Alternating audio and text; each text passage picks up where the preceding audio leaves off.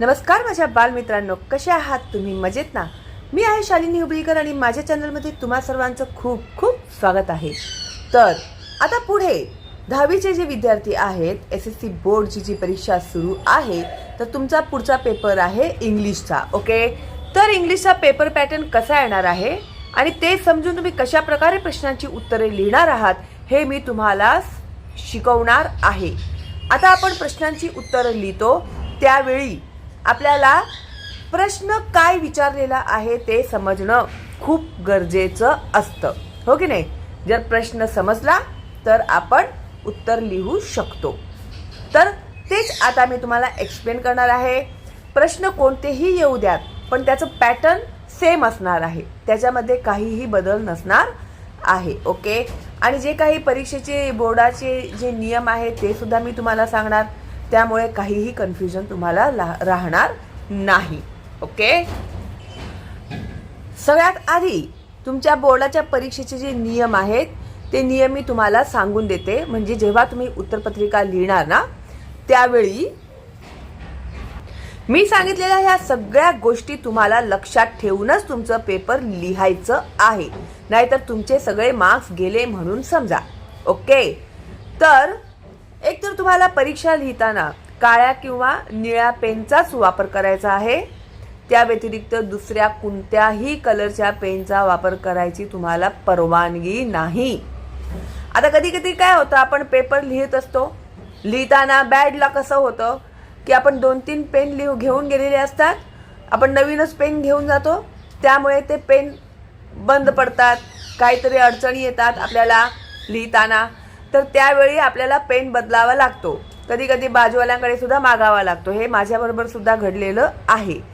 तर अशा वेळी जर तुम्ही पेन चेंज केला असेल, उत्तरपत्रिका लिहिताना जर तुम्ही पेन चेंज केलं असेल, तर तिकडे जे सुपरवायझर असतात ना त्यांची सही घ्यायची की मॅडम, कारण की इंक बदलणार ना पुढची उत्तरं लिहितात तेव्हा, त्यावेळी त्या सुपरवायझरची सही घ्यायची की मी इथे पेन चेंज केलेला आहे, तर प्लीज तुम्ही सही करा. ठीक आहे, नाहीतर काय होणार, परीक्षेमध्ये सरळ कॉपी केस म्हणून तुम्हाला कॉपी केस म्हणून 0 मार्क देऊन टाकणार. त्यामुळे हे जे आहे सही घ्यायचं विसरायचं नाही. ठीक आहे, आणि परीक्षेमध्ये जेव्हा तुम्हाला ह्या आकृत्या काढायला येतात त्या आकृत्या तुम्हाला पेनानेच काढायच्या आहेत. ठीक आहे, त्या आकृत्या काढूनच मग तुम्ही उत्तरं लिहायची आहेत. ओके, आणि अजून एक महत्त्वाचं म्हणजे जेव्हा तुम्ही उत्तरं लिहायला सुरुवात करता, प्रश्न पहिला पूर्ण झाल्यानंतर जेव्हा तुम्ही प्रश्न दुसरा लिहायला घेणार, तो तुमचा नवीन पानावरच ते उत्तर लिहायला सुरुवात करायची आहे. लागोपाठ उत्तरं लिहायची नाहीत, लक्षात घ्या. आणि कोणत्या क्रमांकाच्या प्रश्न क्रमांकाचं कोणतं उत्तर तुम्ही लिहत आहात ना, ते क्रमांक व्यवस्थित डोकं साबूत ठेवून मांडायचे आणि बरोबर त्याचंच उत्तर लिहायचे. मुलं अशा चुका करतात परीक्षेमध्ये. जे हुशार असतील ते बोलतील सुद्धा, आम्ही काय एवढे मूर्ख आहोत का की असं करायला, उत्तर 1 लिहायचं आणि अंक आकडे असं. ते असं होतं परीक्षेमध्ये. त्यामुळे जे शेवटचे 15 मिनिट असतात ना तुम्हाला, त्यावेळी तुम्हाला कंपल्सरी तुमचं पेपर चेक करायचं आहे. तोपर्यंत तुमचा पेपर लिहून झालेला पाहिजे. ठीक आहे, आणि नवीन प्रश्न नवीन पेज, जरी तुम्ही एक जरी अक्षर लिहिलं असेल ना त्याच्यावरती, तरी सुद्धा त्याच्या खालून कंटिन्यू करायचं नाही. नवीन पेजवरूनच प्रश्न दुसरा स्टार्ट करायचा. प्रश्न दुसरा संपला, प्रश्न तिसरा नवीन पेजवर स्टार्ट करायचा. ठीक आहे, आय होप हे आता तुम्हाला समजलेलं आहे. तर आता आपण सुरुवात करूया पेपर सोडवायला. ओके, आता सेक्शन 1 मध्ये लँग्वेज स्टडी 10 मार्काचं असणार. ठीक आहे, तर प्रश्न पहिला A, do as directed. Do as directed मध्ये अटेम्प्ट एनी 4, कोणतेही 4 प्रश्नची उत्तरं तुम्हाला लिहायची आहेत. त्याच्यासाठी आहेत 8 मार्क्स, म्हणजे 8 मार्क, म्हणजे प्रत्येक प्रश्न 2 मार्काचा असणार. ठीक आहे, तर एकूण त्या लोकांनी तुम्हाला इथे 6 दिलेले आहेत. 6 प्रश्नांमधून तुम्हाला कोणतेही 4 सोडवायचे आहेत. ठीक आहे, तर आपण सुरुवात करूया आता. 1.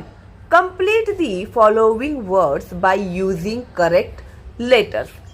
आता इथे त्या लोकांनी शब्द दिलेले आहेत आणि मधले शब्द त्यांनी गाळलेले आहेत.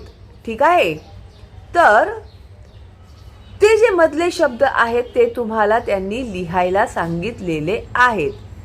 तर PEPL ह्याच्यासाठी तुम्हाला शब्द माहीत असले पाहिजेत. ओके, तर आता PE-PLE आहे, तर ते आहे पीपल.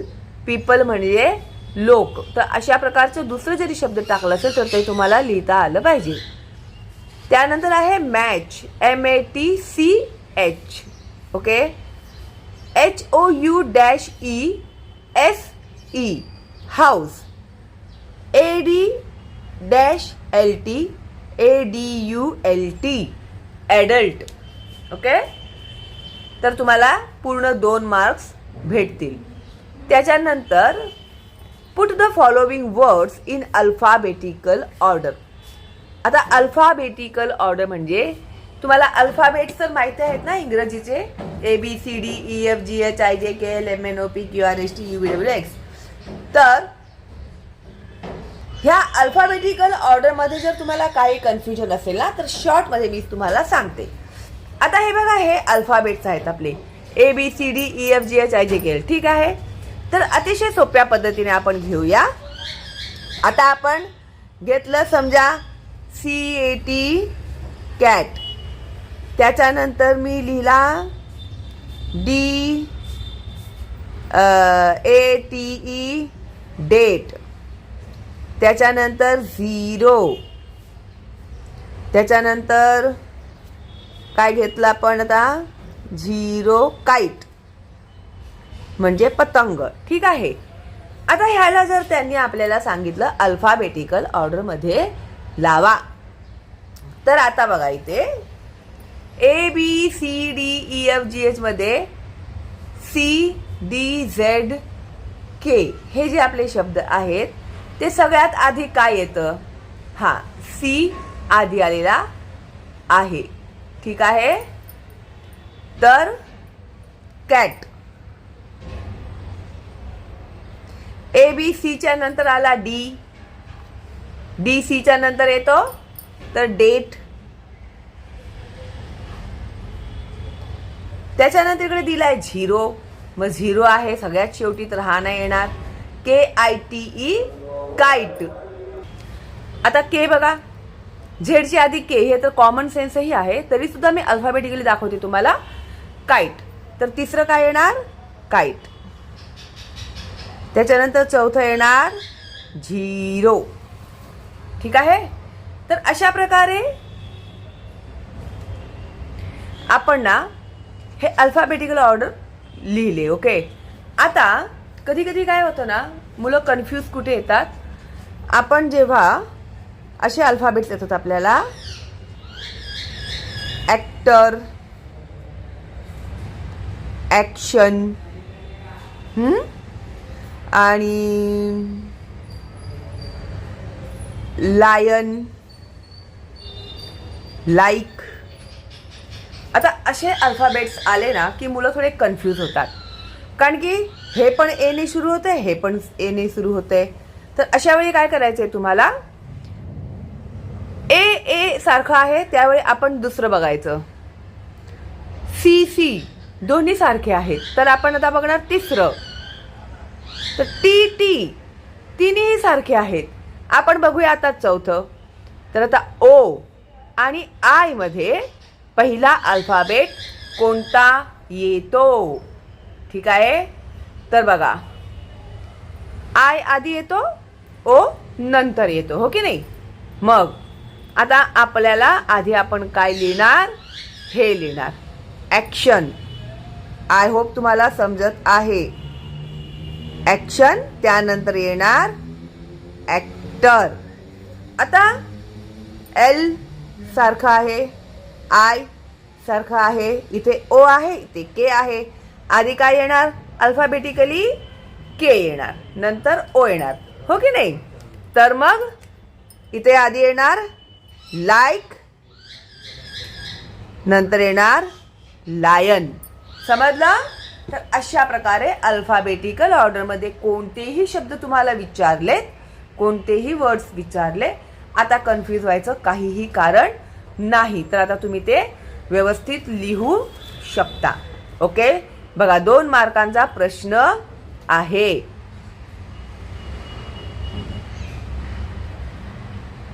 आता इथे यांनी आपल्याला जसं दिलेलं आहे सर्वाइव्ह, लीडर, डिस्कस, प्रेझेंट. तर सरळ अल्फाबेटिकली आपण विचार केला तर डी आधी येतो, डिस्कस, त्याच्यानंतर येतो लीडर, त्याच्यानंतर येतं present, O P Q R S S शेवटी येतो, मग सर्वाइव्ह. तर अशा प्रकारे हे अल्फाबेटिकली लिहिले आपण. त्यानंतर लाईट, लॉयल, लक, लाज. आता बघा मी जसं प्रमाणे तुम्हाला एक्सप्लेन केलं होतं, एल एल एल एल सगळीकडे आहेत, त्यामुळे आता सेकंड अल्फाबेट बघणार आपण. सेकंड अल्फाबेटमध्ये तर LARGE लार्ज आधी येणार, त्याच्यानंतर लाईट येणार, त्याच्यानंतर येणार लॉयल, त्याच्यानंतर येणार लक. आता काय मला तुम्हाला जास्त एक्सप्लेन करायची गरजच नाही आहे, तुम्हाला ऑलरेडी समजलेलं आहे की आता अल्फाबेटिकल ऑर्डरमध्ये आपण कसं लिहिणार ते. ठीक आहे. आता इथे बघा 3 पंक्च्युएट द फॉलोविंग सेंटेन्स. आता पंक्च्युएट द फॉलोइंग सेंटेन्स म्हणजे ह्या लोकांनी इथे कधीही इंग्रजीचा नियम आहे की पहिला अक्षर जो असतो तो कॅपिटलच असला पाहिजे. आय जो असतो तो कुठेही लिहा तुम्ही, तो कॅपिटलच असतो. आता इथे पंक्च्युएट द फॉलोइंग मध्ये त्यांनी लिहिलं आहे well I wish you luck sed Sitaram. आता असे हे वाक्य आपण कसे लिहिणार? त्यानंतर दुसरं जे आहे what's your name little one asked the teacher. What's your name प्रश्न चिन्ह, little one asked the teacher. तर त्याने टीचरला विचारलं, त्या लहान मुलाने टीचरला विचारलं. Sorry, what's your name little one हा प्रश्न चिन्ह येणार इकडे. ओके, वाचण्यामध्ये मला जरा गडबड झाली आहे, सॉरी. आता हे तुम्हाला शिकवताना मी पहिल्यांदाच वाचत आहे. ओके, तर जी 10वीची मुलगी होती तिच्याकडून हे घेतलंय मी पुस्तक तुम्हाला एक्सप्लेन करण्यासाठी. तर व्हॉट्स युअर नेम लिटिल वन, मग question mark, ask the teacher. हे कोणी टीचरनी प्रश्न विचारलं एका लहान मुलाला. तर हे पंक्च्युएट आपण कसं करणार?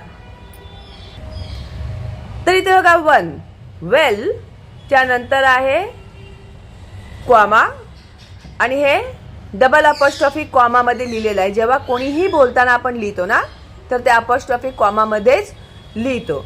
आय विश यू लक, ह्याच्यानंतर कॉमा, हे लिहिल्यानंतर डबल अपॉस्ट्रॉफी कॉमा पूर्ण केल्यानंतर सेड सीताराम, त्याच्यानंतर आहे फुल स्टॉप. ठीक आहे. त्याच्यानंतर सेकंड जे होतं व्हॉट्स, कसं लिहिलंय बघा जरा, डबल अपॉस्ट्रॉफी कॉमाज मध्ये लिहिलंय व्हॉट्स. व्हॉट्स जे असतं ना ते व्हॉट इजचं शॉर्ट फॉर्म आहे, व्हॉट्स. ओके, व्हॉट इज लिहिण्यापेक्षा व्हॉट्स लिहिलं शॉर्ट फॉर्म मध्ये. तर म्हणून इथे दिला आहे single apostrophe comma, what's your name comma little one, प्रश्न चिन्ह, अपॉस्ट्रॉफी कॉमा पूर्ण, कॉमा, आस्क द टीचर, त्यानंतर आहे पूर्ण विराम. ओके. त्यानंतर 4 make 4 words minimum of 3 letters each using the letters in the word. आता इथे ना तुम्हाला एक शब्द दिलेला आहे, तर ह्याच्यामधले जे स्पेलिंग्स आहेत ना त्या स्पेलिंग्सच्या मदतीने तुम्हाला शब्द तयार करायचे आहेत. ठीक आहे. तर इथे यांनी दिलेलं आहे बेंच मार्क. ठीक आहे. तर आता बेंच मार्क मध्ये आता इथे तुम्हाला ना हे कमीत कमी 3 अक्षरी शब्द पाहिजे आहेत हे सांगितलेलं आहे. ठीक आहे. तर तुम्ही BEB ME मी असं हे लिहू शकणार नाही. ठीक आहे. तर सगळ्यात सोपं तर मी 2 सांगते तुम्हाला. BENCH बेंच, एक झाला शब्द. मार्क MARK मार्क, हे झाले 2. BENCH बेंच, MARK मार्क, 2 झाले. त्यानंतर अजून काय बनवू शकतो आपण? MEN बेन,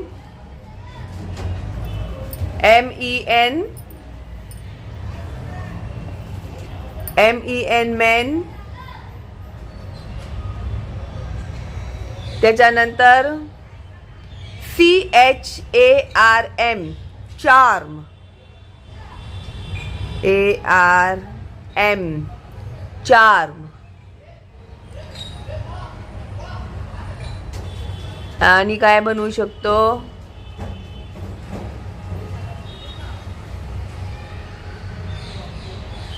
HEN हेन. आता त्यावेळी तुमचं प्रेझेन्स ऑफ माइंड तुम्हाला चालवायचं आहे. आता कोणता तुम्हाला शब्द दिलेला असेल आम्हाला इथे माहिती नाही, हो की नाही, पण ते कसे शोधायचे ते मी तुम्हाला सांगते. ओके. तर अशा प्रकारे शब्द तुम्हाला बनवायचे आहेत. ओके. त्यानंतर दिलेला आहे प्रश्न 5वा. Write the related word as shown in the example. आता बघा ह्याच्यामध्ये काय करायचं, तुम्हाला आकृती काढायची आहे जी पेनाने काढायची. ठीक आहे. आता इथे त्या लोकांनी मध्ये सेंटरमध्ये काय लिहिलं आहे? स्कूल लिहिलेलं आहे. आणि ते स्कूल जे आहे ह्याच्या रिलेटेड इकडे त्यांनी दिलेलं आहे फेमस. आता शाळेच्या बद्दल तुम्हाला इथे वाक्य शब्द लिहायचे आहे. तर एक उदाहरण म्हणून त्यांनी फेमस दिलं आहे. फेमस, मग तुम्ही लिहा popular school, dirty school, clean school, new school. ठीक आहे. तर अशा प्रकारे तुम्हाला ते लिहायचं आहे. आता ते म्हणजे स्कूलच येणार असं नाहीये, दुसरेही जे काही शब्द वगैरे आलं तुम्हाला तर त्या अनुषंगाने तुम्हाला ती लिहावं लागेल. आता उदाहरणच द्यायचं असेल तर बघा एंटरटेनमेंट. एंटरटेनमेंटमध्ये मनोरंजन, हो की नाही. तर मनोरंजन आपल्याला कोणत्या कोणत्या माध्यमातून होतं? Computer, cinema, DVD, video games, radio, CD player, iPod, television, हो की नाही. तर अशा प्रकारचे तुम्हाला जे पण त्यावेळी शब्द विचारले जातील त्यानुसार तुम्हाला ही उत्तरं लिहायची आहेत. त्यानंतर आता बघा 6. Complete the word chain of verbs. Add 4 words each beginning with the last letter of the previous words. हे खूप सोपं आहे. आपण जसं अंताक्षरी खेळतो की नाही, अंताक्षरी खेळताना ज्याच्यावरती शेवटच्या अक्षराला त्या अक्षरावरून त्याने गाणं गायचं. आता हे इकडे सेम तेच आहे.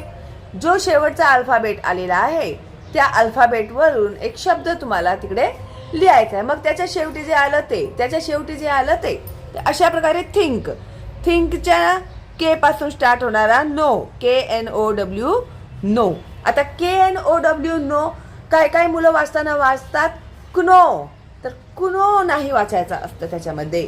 कुनो म्हणजे के, तो जो के असतो ना तो सायलेंट असतो, तर त्याचा उच्चार करायचा नाही. आता आय नो म्हणजे मला माहिती आहे, तर मी आय नो नाही म्हणणार, मी म्हणणार आय नो, मला माहीत आहे. ठीक आहे. पण लिहिताना तुम्ही के लिहायचाच. ओके. तर काय होतं आता हे बघा ह्याच्यामध्ये खूप मुलं कन्फ्यूज होतात. आता KNOW हे आहे नो म्हणजे माहीत असणे. नो म्हणजे माहीत असणे. ठीक आहे. उच्चार जरी सारखे असले ना तरी सुद्धा त्यांचा अर्थ बदलतो. आय नो मला माहिती आहे. आता हे NOW जे आहे, NOW म्हणजे नाव. नाव म्हणजे आता. नाव आय एम टीचिंग यू. आता मी तुम्हाला शिकवत आहे, तर ते आहे नाव. नो, नाव आणि NO नो म्हणजे नाही. इंग्रजी भाषा अशीच आहे, समजलं ना?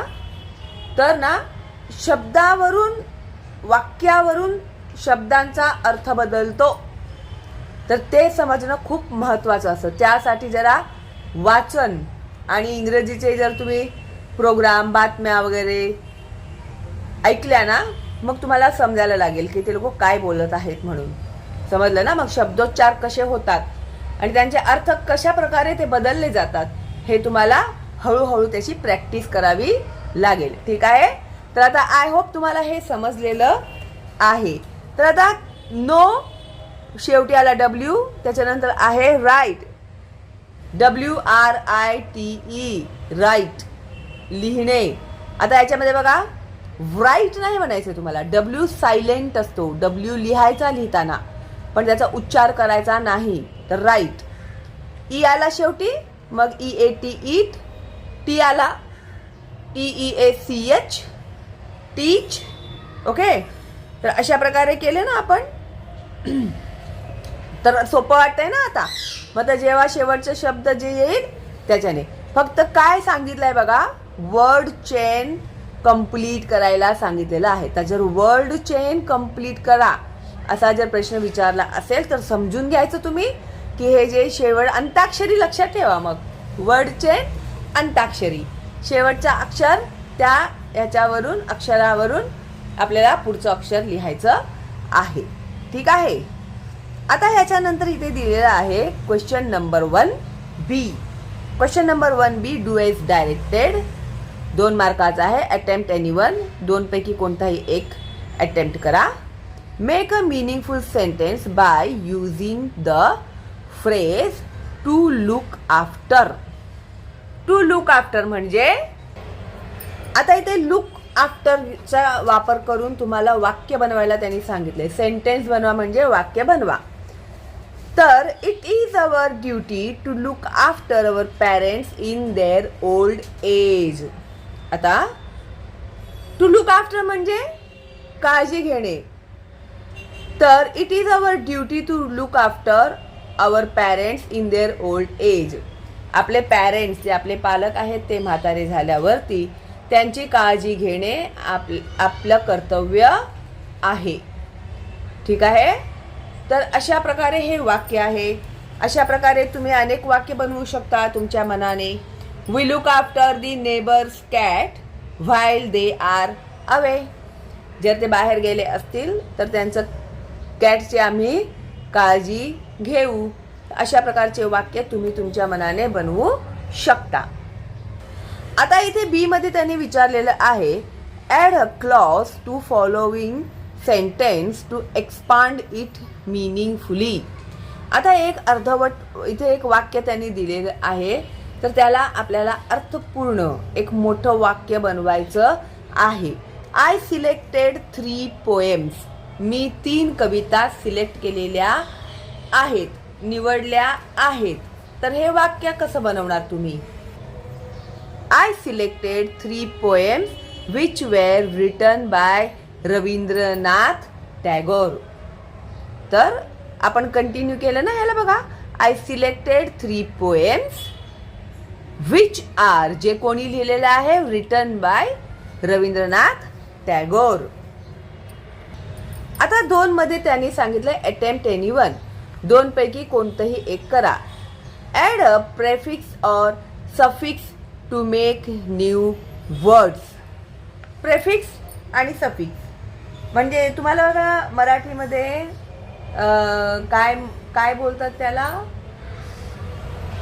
उपसर्ग आणि प्रत्यय म्हणतो ना, तर तेच आहे इंग्लिशमध्ये करायचं आहे आपल्याला.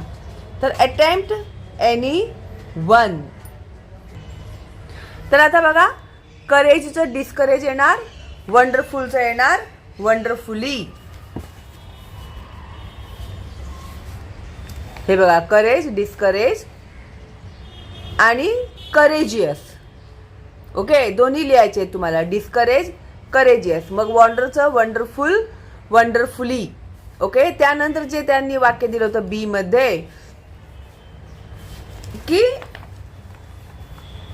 Make a meaningful sentence using any one of the following words. आता हे दोनपैकी कोणत्याही एकाचं अर्थपूर्ण वाक्य बनवा असं त्यांनी सांगितलंय. सेंटेन्स म्हणजे वाक्य बनवा. करेज आणि वॉन्डर. ओके, तर आपण दोन्ही वाक्य इथे मी बनवून इथे तुम्हाला वाचून दाखवते.